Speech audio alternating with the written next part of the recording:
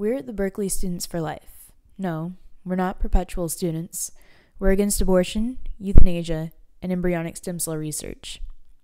We decided to ask students about abortion and pregnancy and got some interesting results. A lot of people who are born who may not have parents to provide, caring care for his child and for the rest of the child's life. I think that actually causes more pain, and more suffering. So a person shouldn't have a shot at life just because the circumstances that they're going to be brought into are terrible? Exactly. You can't measure someone else's happiness or speak for someone who hasn't had the opportunity to experience it themselves. You're already passing a judgment on someone's life because you think that their experiences are going to be less special, say, than yours. I don't think that if you start measuring someone's life based upon one's circumstances, then you start detracting from the value of that life. In the context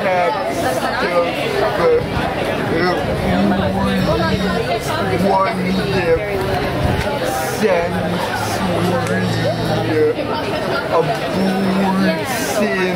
would seen as I never thought like way to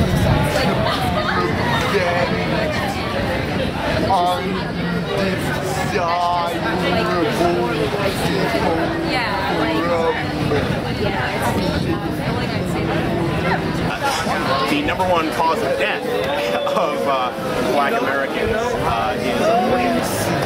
Still with eugenics because it's kind of speaking for us people who don't have a voice yet.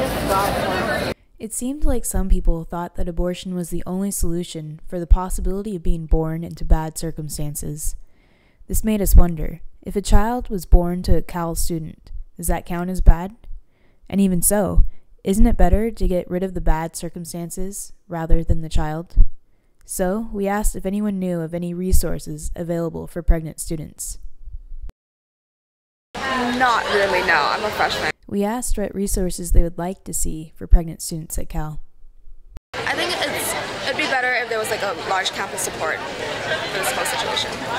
Like as students, people don't think that students are mothers or fathers, so there could be more of like an outreach to parents somehow, and maybe groups of way to like bring their children or like mommies and daddies support group. I don't know. It turns out there is one. But with the Parent Center specifically focuses on whether it be child care needs that students need, either before freshmen or incoming students were able to apply for subsidized child care.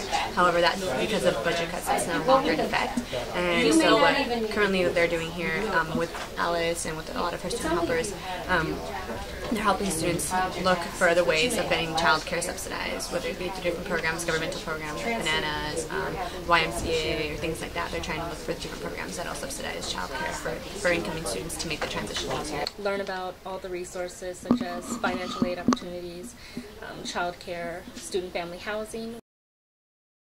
For the women's gymnastic team, is there like a policy of like redshirting? For example, if a woman was to get pregnant and which she, like, I know in football they have, like, if you get injured, you get redshirted, and you come back in the same position. Yes, if she would want to. Yeah, it would just be like maternity leave. So. In the end, we found that there are a lot of options available at Cal for pregnant students, but there were also a lot of obstacles, including a lack of knowledge about the resources. If you are interested in raising awareness about these resources, you can go to our website at berkeleyforlife.org.